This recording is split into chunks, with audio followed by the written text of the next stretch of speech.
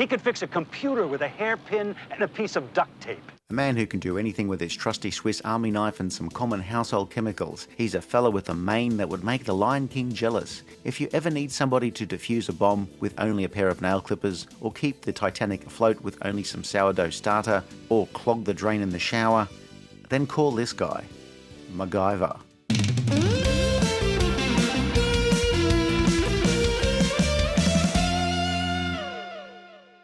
It'll cook the mercury. And heat it to a gaseous state, of course. MacGyver was an action-adventure series broadcast by ABC for 7 seasons from 1985 to 1992, with a pair of television movies following in 1994. MacGyver was a troubleshooter working for the Phoenix Foundation, though he'd just as likely find trouble on his own. Look, I dig. When I want to find trouble, I just go to a sports bar on game night and offer the barman $50 if he'll change the channel over to Murder, She Wrote. I'll be just fine. MacGyver was a show that couldn't be killed. Its ratings were okay, but as an expensive show to produce, it was always touch and go as to whether it would be renewed for another season. The problem isn't how to blow up the PCP. The problem is timing it. However, it quickly found a place for most of its run as the perfect lead-in for ABC's Monday Night Football, which kept MacGyver on the air longer than most of the action-focused series of the 1980s. You've just destroyed a multi-million-dollar piece of top-secret military hardware? Sorry.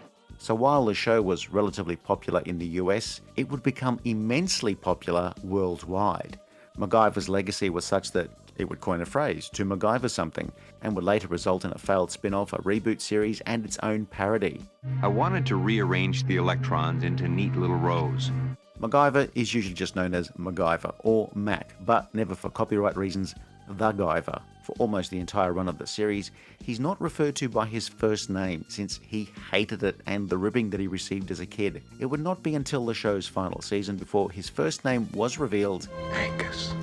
MacGyver is a staunch protector of endangered species, the environment, human rights, hair care practitioners. You can basically drop him anywhere and he can survive, whether it be in the woods, or the Arctic, or the desert. Mac's from Minnesota, and he's a massive hockey fan, as are, incidentally, most dentists. His family and personal history is tinged with tragedy.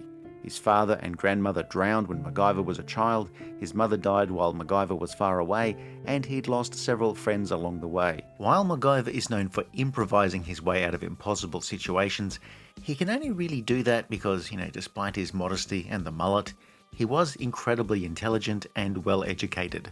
Mac is an absolute genius in many fields of study, particularly chemistry, physics, archaeology, and computer science. MacGyver can defuse pretty much any bomb, and more worryingly, he can turn anything into a bomb. He's just someone that you really hope doesn't get sucked into online conspiracy bullshit because after watching a few deranged videos, MacGyver has the potential to be an incredibly dangerous fella. I thought we'd blow the air out of that notion. MacGyver also doesn't use guns, preferring to use his intelligence to solve problems non-violently, or as non-violently as you can get from blowing things up.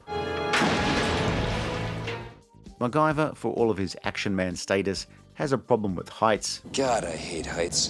Doesn't like Christmas, mostly eats healthy food and will turn vegetarian, and he's somebody who cares. Most 80s heroes care. They're rarely selfish sociopaths, but MacGyver will give you the shirt off his back. Though after all of that running around, just perhaps pop it in the wash first. Coordination, stamina, and finesse. Of course, a little muscle didn't hurt. MacGyver was a fairly modest guy, where he usually drove around in a Jeep in early seasons, then he had a restored pickup truck, and he later inherited a classic station wagon before returning to the Jeep. History does not record how many times he called roadside assistance. He lives in various places, just off the beach somewhere in Los Angeles or on a houseboat or wherever, though he's an expert survivalist who just loves to travel, to explore, and to do whatever he needs to do for that week's episode. He defused bombs in the Vietnam War, fought fires, had many adventures before becoming attached to the Phoenix Foundation.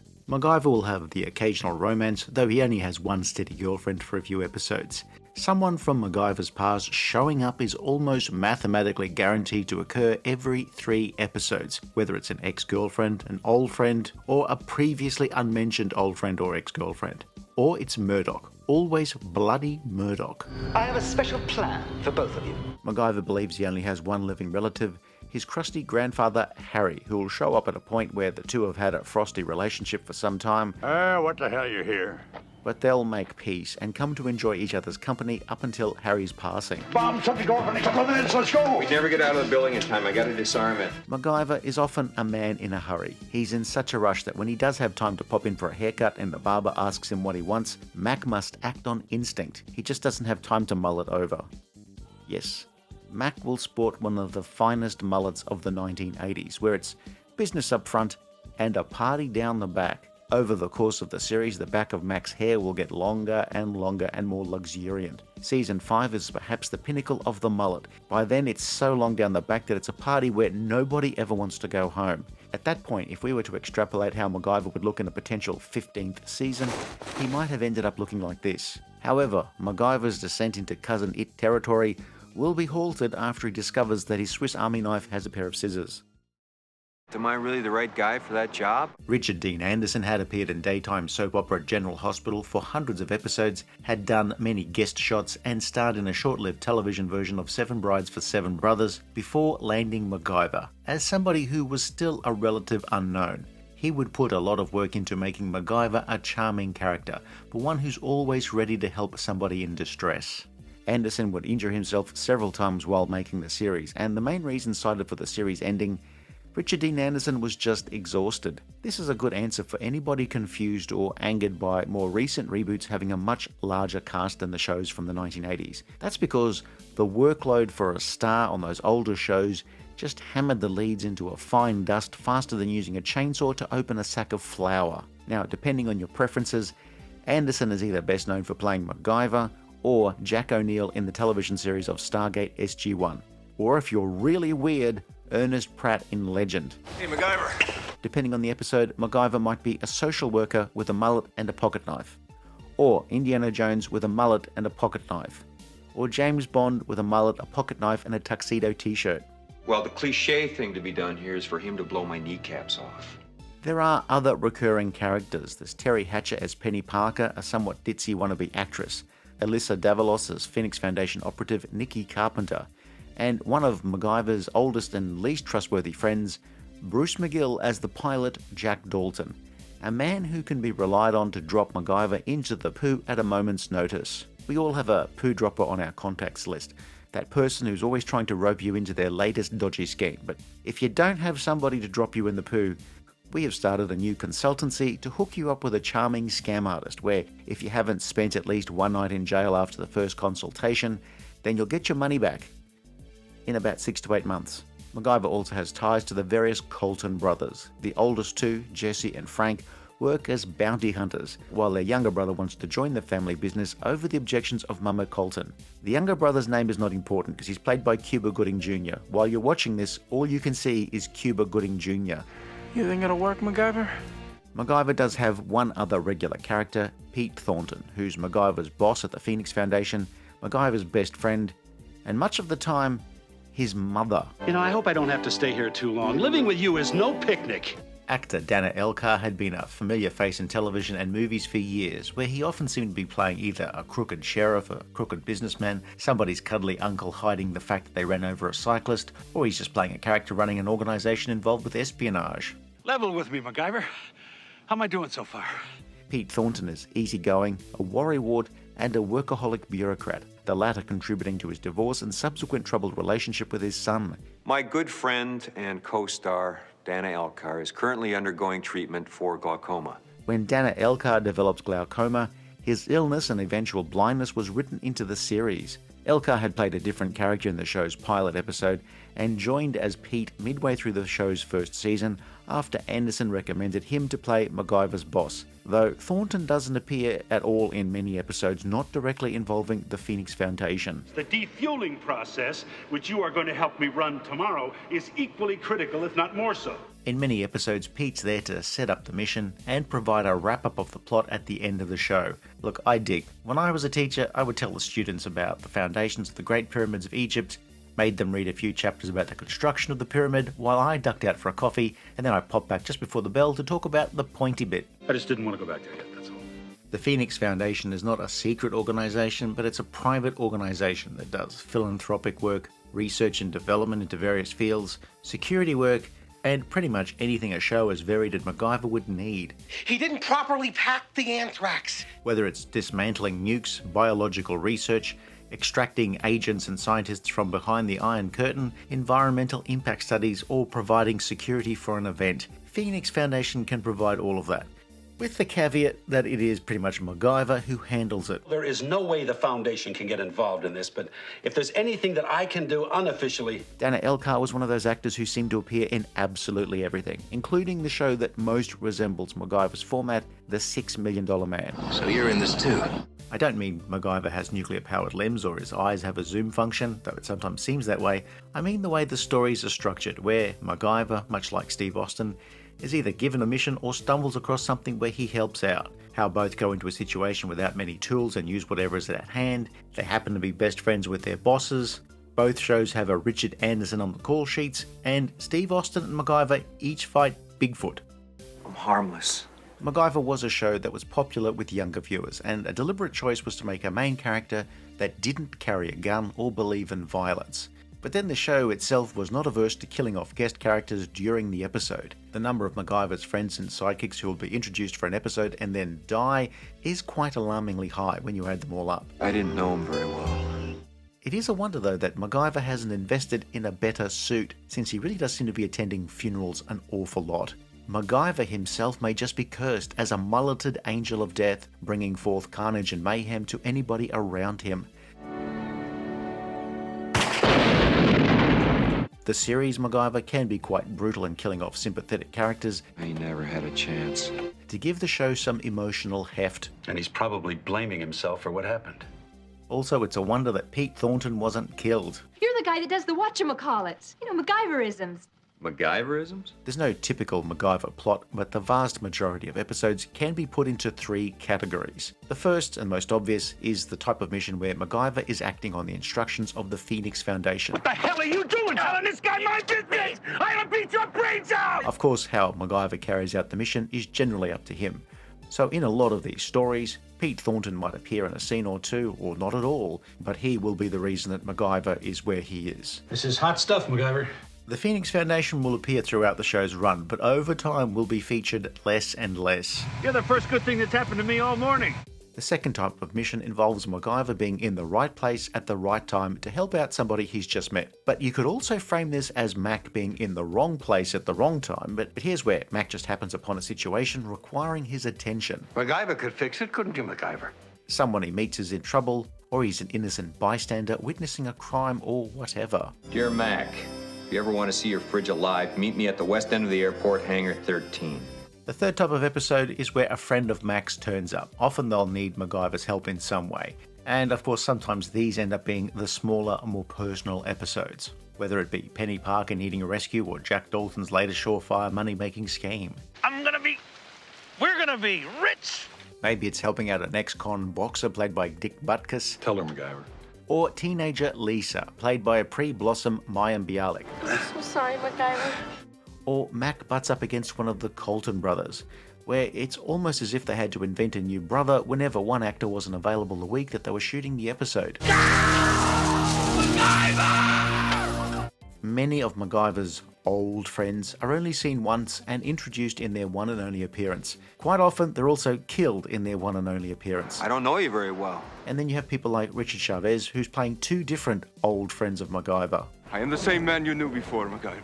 No. One variation of the old friend popping up is MacGyver butting heads against recurring villains, with the most prolific being the super assassin Murdoch, a man who knows a million ways to kill, but unfortunately spends most of the time telling you 1 million ways he's going to kill MacGyver. Michael DeBar was a prolific British musician turned prolific actor who would show up several times over the course of the show's run to devise a devilish, yet not entirely foolproof way of killing MacGyver. And then he ends up asking for Mac's help in one episode, and then the next time we see him, he's trying to kill him again as part of his work with the assassination organization HIT. Name one contract that I failed to execute. MacGyver. Murdoch's success rate would remain stubborn at 99.9%. So you've tried this before, of course. Well, this situation doesn't come up a lot. There was the TV-friendly Hannibal Lecter stand-in, the evil genius Dr. Zito. Also, another killer who showed up a few times was the assassin Deborah. All right, MacGyver.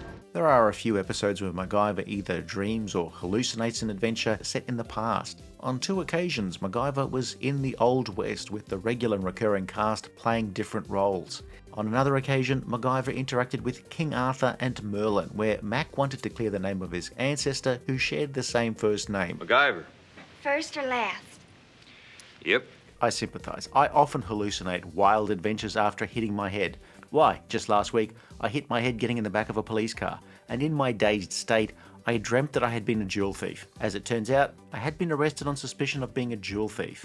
MacGyver, there's got to be some mistake. He wouldn't be involved in anything like this. Much like Richard Dean Anderson, MacGyver will be injured a lot. Sprains, broken bones. Over 7 seasons, he'd take more shots than Auntie Beryl on spring break. Oh, I see. All right, At one point, he'd been badly injured and put into hospital around the same time that his grandfather Harry passes away. Mac's in such bad shape that he's seeing his dead parents on the way to the afterlife. It's not surprising that MacGyver's injured so often, but it is hard to classify Mac as an uncoordinated klutz. But if the shoe fits. Thanks. I think.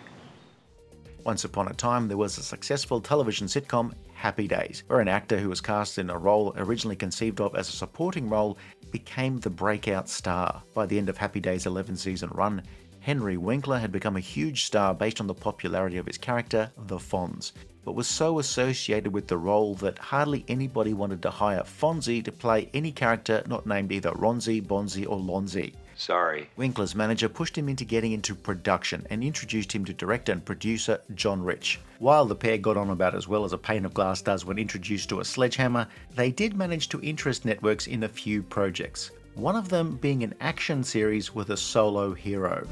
is he really taking the time for a smoke? Lee David Zlotoff was a fairly new writer in the 80s, having written and produced a number of episodes of Remington Steele.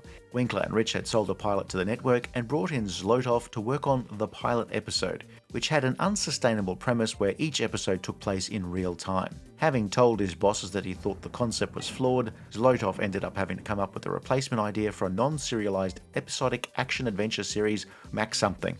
Not good enough. After a few rejected pitches, Zlotoff was getting desperate for inspiration. He had nothing. So what if the hero started each episode with nothing and winged it?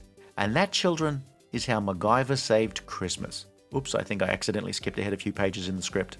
The acid will react with the sugars to form an elemental carbon and a thick gummy residue. MacGyver's pilot episode was shot as a 90-minute episode, but when it was completed, executive producers Rich and Winkler hated it. They showed it to the network with the caveat that it could be better if it was cut down to the usual episode length. You're kidding. Is that true? That first episode was cut right down to the point where both the writer and director asked for their names to be removed, since the final product was not their work. Pen names for writers are common, but the Directors Guild of America usually has one standby, Alan Smithy. So when you see Alan Smithy being credited for a few early episodes of MacGyver, you know the show had a rough start behind the scenes. Lee David Zlotoff's one MacGyver script was credited to a Thackeray Pallor, which sounds like a name somebody came up with just after they'd gotten 3 fillings. Getting some good rays here. The hands-on producing for much of the series was from Stephen Downing, who started off as an LA cop, worked as a technical advisor on television series before moving into television writing, and would, in various capacities, oversee much of MacGyver's run on ABC. Michael Greenberg and other producers and other writers would contribute, but for regular viewers of this channel, there's one little footnote. British writer Terry Nation, who'd created the Daleks for Doctor Who as well as series Survivors and Blake 7, had moved to America and did some writing and producing on MacGyver for its first year, where he's credited on a few shows for the opening Gambit. The opening Gambit was a self-contained teaser in some first season episodes, a standalone mini-adventure that usually had very little to do with the episode's main plot and was often written and directed by a different team. Much like a James Bond pre-title sequence, it was a way to get to the action almost immediately. These would be phased out pretty quickly, much like how my career as a librarian ended pretty quickly after the head of the local school board brought in a jerry can and a box of matches. This seems to be a good start. The series would evolve over time. The show's first season started with MacGyver being a free agent tasked with whatever mission was needed without an overall boss. First season episodes attempted to increase scale with some rather obvious use of stock footage, such as an episode involving an ant attack. So if you're going to make a TV episode about an ant attack, just go to the stock footage library, because that's how you get ants. Some first season episodes clipped scenes from movies, where for some reason they were movies starring Michael Caine, such as the 1969 film The Italian Job. We can't go this way, MacGyver! Using clips from earlier productions isn't so bad. At least 50% of the narration of this video was originally recorded for our review of Peyton Place. What? Earlier seasons just have a feeling of being thrown together rather quickly, where outside of MacGyver, the guest characters can often be walking cliches or stereotypes. The worst offenders seem to be anybody playing a villain or a henchman, where the dialogue is rather cringeworthy and awful. So bad it's possible you might die from embarrassment. If it weren't for the take on that bank job that put me on death row, you wouldn't have a business. This will improve a little in later years. Not exactly, MacGyver. I mean, somewhat cliched characters will stick around in the series like a bad smell coming from a clogged drain. By the time we're finished, you could bounce these cans off a bulkhead without scratching any of the gold. MacGyver's often presented as a rational scientist, where he'll be presented with a situation that's not 100% explainable. Something might purport to be supernatural, but will be debunked by MacGyver. Though almost without fail, the episode will end with some twist that perhaps not everything can be so easily dismissed. So, for example, these alien lights were faked, but on the other hand, those alien lights were not. You gotta wonder. MacGyver dreamt about an ancestor getting his first knife, and then when he wakes up, there it is. MacGyver sitting on the fence so much just seems like it's another painful injury waiting to happen. There's nothing like waking up at home for a change. Take a look around my own world. MacGyver started off being filmed in and around Los Angeles for its first 2 seasons, but it would become an early example of a major network show having its production moved to Canada. From season 3, location, shooting and studio work would take place in British Columbia, meaning Mac no longer had a place by the beach, but for a while lived on a houseboat. Now, most of the supporting players would be played by locals, though with many US-based guest stars cropping up regularly. You alright? Yeah. And for some unexplainable reason, all of a sudden, Mac often looks really cold and wet a lot of the time. I just can't for the life of me think why. During my viewing of the series, I did have the feeling that the quality of the show and its writing seemed to improve somewhat around the time they moved to Canada, with the visuals often looking more atmospheric and production values generally being much higher, just so long as you didn't expect to film beach scenes in winter. Even when a show like this was filmed away from Los Angeles, the writers, producers, musicians, and all the post-production was still based in Los Angeles. It's also quite likely by the show's 3rd season, they just worked out what worked. MacGyver. MacGyver was always a somewhat cheesy show, but now it was a slightly more mature cheese. From season 5 and 6 in particular, there was a move away from the Cold War espionage stories that seemed to be the basis of many episodes in the first few years based on what was happening in the real world, and there was a move towards a more serious treatment of story ideas, where MacGyver would move past its purely escapist leanings. MacGyver! A growing Nazi presence preparing to take over America, huh? Or stories where Mac helped a Chinese dissident after Tiananmen Square. There were several episodes where Mac is a big brother to a kid who's teetering between a life of crime or getting an education. Mac would go all in on trying to make the world a better place. I made you a promise, MacGyver. But sometimes it was just trying to help one person at a time. MacGyver! A warning, because there's some swearing and some deeply unpleasant imagery of animal cruelty in this next scene.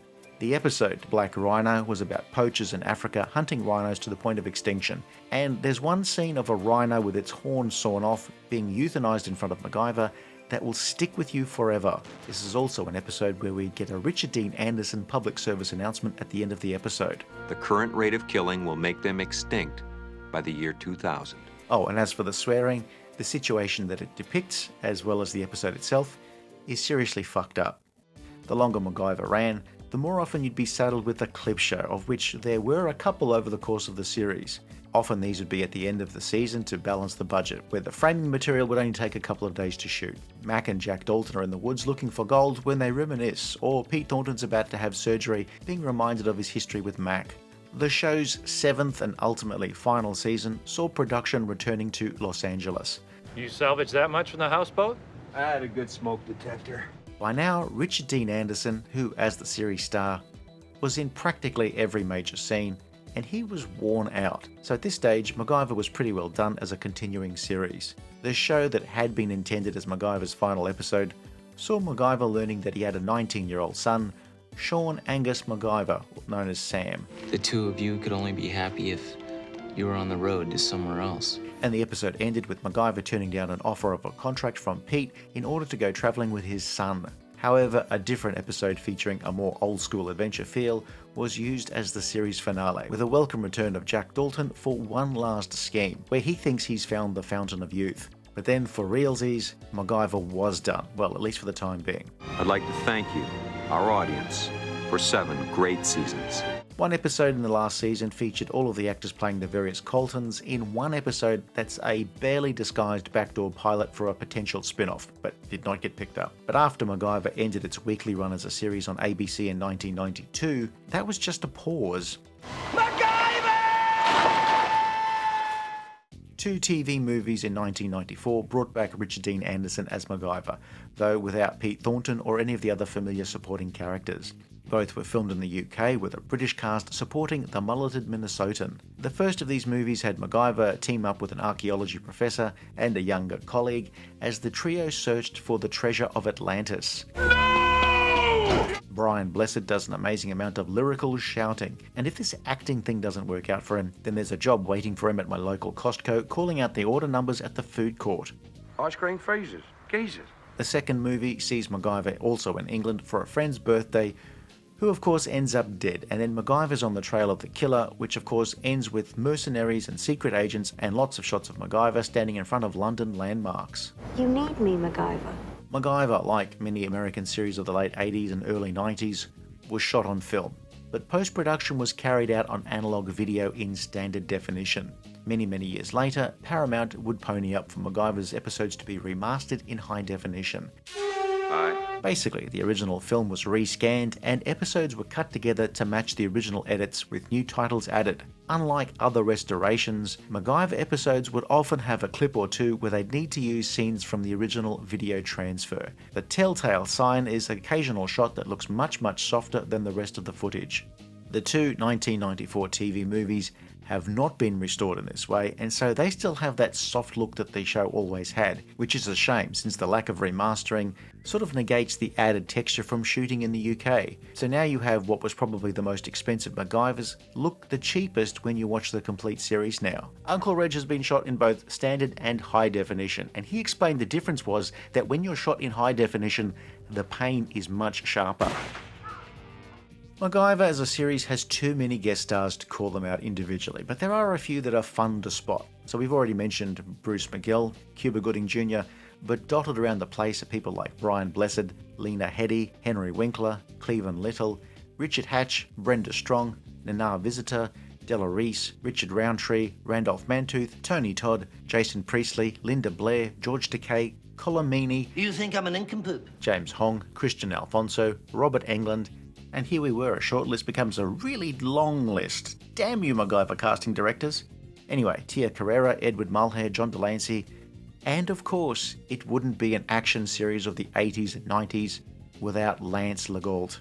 Man, I keep telling myself that I'll stop doing this bit, because there's always somebody annoyed that you left out somebody who worked for 2 days on a Star Trek episode. But let's face it, I did leave out a lot of people. One actor, Don S. Davis, later to appear on Twin Peaks and with Richard Dean Anderson on Stargate, started acting on the side in the late 80s, and for a while was the photo double for Dana Elcar on MacGyver. I need a favor. A favor from who? I need a favor from you, Jack. So let's have a look at some of the episodes that, for me at least, stand out in one way or another, both for good and for not so good. This is not a definitive ranking, just my personal view. So what happens now? Almost any Jack Dalton episode is where MacGyver is at its most fun, where Bruce McGill plays a rogue who has almost no idea that he's a rogue. So you took their drugs, ran to me thinking I'd bail you out? You're the only real friend I've got, Mac. The first episode with Mac, Jack, and another old friend played by Patricia McPherson featured a caper that went wrong, and Jack having to admit that he's been given a terminal diagnosis, and the episode ends with him apparently sacrificing himself for his friends. Of course, Jack would come back many times, whether it's him finding his mother or his apparent child. I couldn't have done it without my co-pilot. or he's got some new foolproof money-making scheme. Look, I too have a foolproof money-making scheme, where apparently all I have to do is attend a couple of Zoom meetings each week. Murdoch episodes were just the right amount of over-the-top. They were often action-packed, with a deranged assassin who spends more time talking about killing MacGyver than just getting on with the job. MacGyver, you're about to be disconnected. Murdoch's Achilles heel is, more accurately, his Achilles mouth. He's a man more in love with the sound of his own voice than almost anybody I can name. It's at this point that we should talk about the audiobook that I recorded last month, where I read The Adventures of Huckleberry Finn. I do the voices and the accents and everything, it's fantastic. I listen to it everywhere, in the car, in bed before I go to sleep, or while I'm searching for lost hikers. Anyway, back to Murdoch. He sure loves the sound of his own voice. Many of the Penny Parker episodes are fun, thanks to Teri Hatcher playing the character like she's just downed a bottle of champagne before each take. A Perils of Pauline style character in the 80s is not a particularly nuanced character, but it does make getting her and Mac into trouble that much easier. She's a singing telegram who wanders into the wrong house, or inherits a haunted house, or thinks she's been cast as the star in a musical, only to find out that it's a really over-elaborate scheme by Murdoch. Partners has some flashbacks to the time that Mac and Pete first met, but for various reasons, the episode was not called Mac and Me. Name's MacGyver. Pete Thornton. The pair team up to face off against, well, guess. I mean, just guess who the villain is. Based on these flashbacks to Mac and Pete's first meeting, it's quite possible that MacGyver is a hair vampire who's slowly absorbing Pete's hairline in order to feed his own flowing locks. I'm moving my houseboat to an unlisted marina. How could you do this to me? Do this to you! So, to have the ultimate MacGyver, you added Penny, Pete, Jack, and Murdoch to the episode. Of course, the way this usually happened was in one of MacGyver's many clip shows, of which there were 3.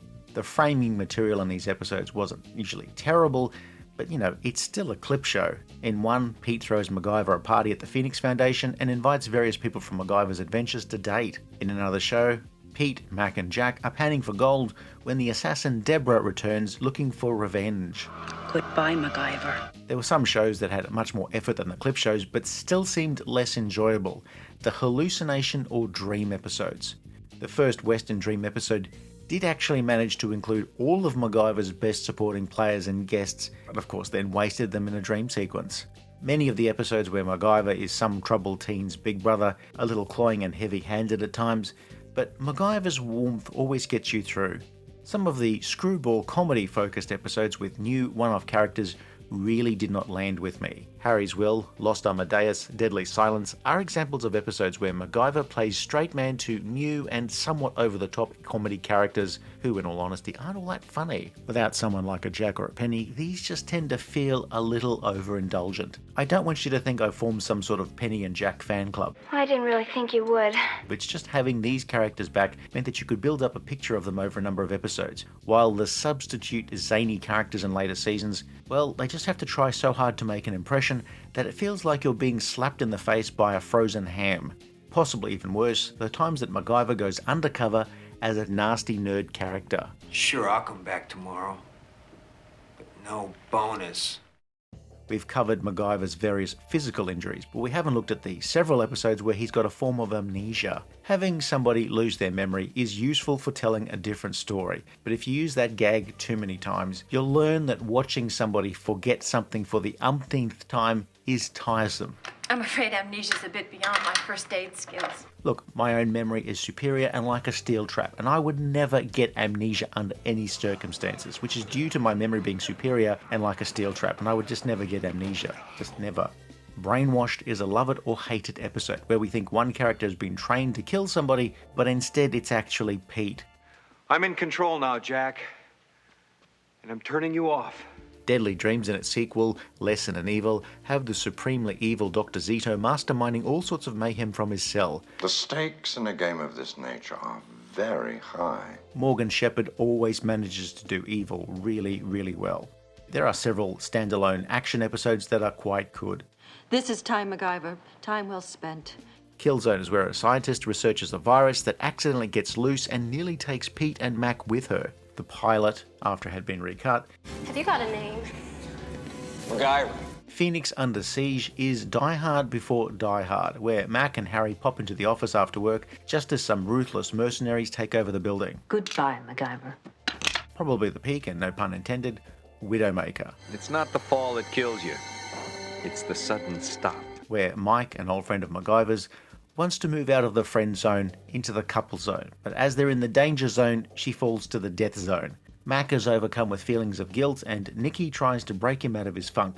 But as it turns out, Mike's death is all part of a plan by, guess who, Murdoch. So that's what happened, isn't it, MacGyver? It's probably Richard Dean Anderson's best performance in the entire series, and I would say it's probably the best episode overall. You know, I can't even imagine what it's going to be like without you around here. A 2003 pilot was made for a show called Young MacGyver, which followed Jared Padalecki as MacGyver's nephew Clay, but that was not picked up as a series. MacGyver. In 2016, CBS resurrected MacGyver starring Lucas Till, where their reboots of MacGyver, Hawaii Five-0 and Magnum P.I. were all set in the same universe.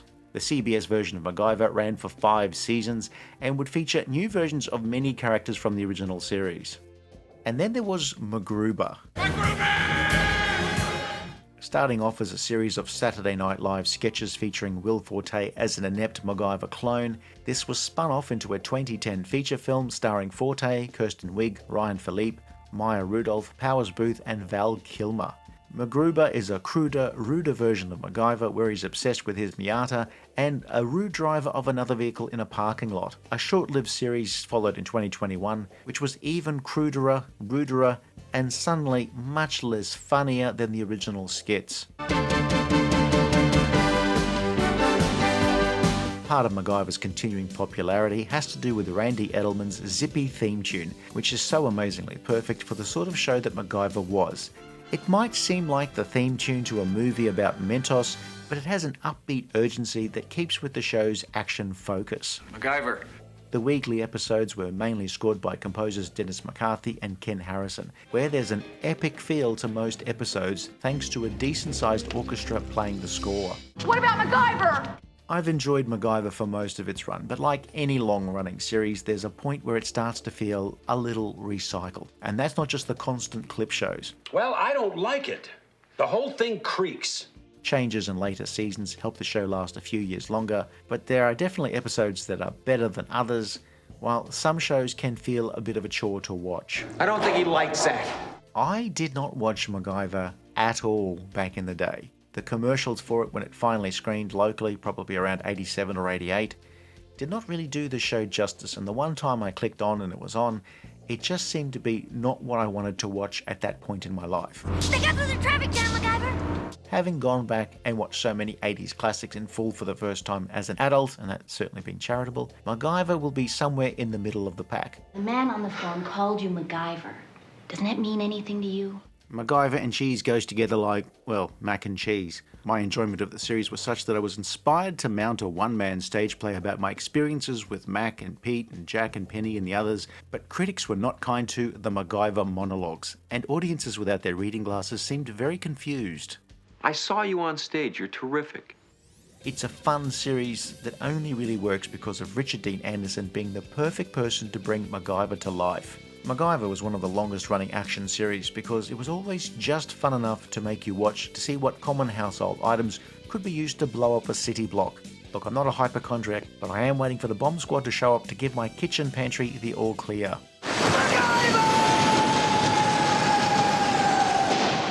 If you enjoyed this review, please like and subscribe, leave a comment below, or check out some of our other videos.